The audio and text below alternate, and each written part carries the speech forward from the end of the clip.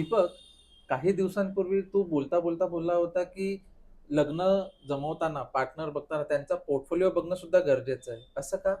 आपण पार्टनर बघताना काय क्रायटेरिया ठेवलेत?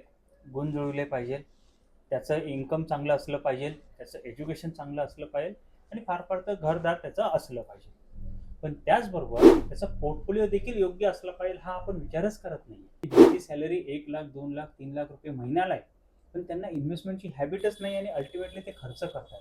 मग ह्या गोष्टीवरून तुम्हाला रिअलाइज होईल की जो माझा पार्टनर आहे त्याला अनावश्यक खर्च करायची सवय आहे की त्याला योग्य इन्व्हेस्टमेंट करायची सवय आहे. जर त्यांनी तुम्हाला तो पोर्टफोलिओ शेअर केला तर तुम्ही स्वतः तो पोर्टफोलिओ बघून तुम्ही इव्हॅल्युएशन करू शकतात की समोरच्याची इन्व्हेस्टमेंट स्टाईल काय आहे. आणि जर तुम्हाला तो पोर्टफोलिओ रिव्ह्यू करायला जमत नसेल तर तुम्ही आमच्यासारख्या कोणाकडूनही तो रिव्ह्यू करून घेऊ शकतात.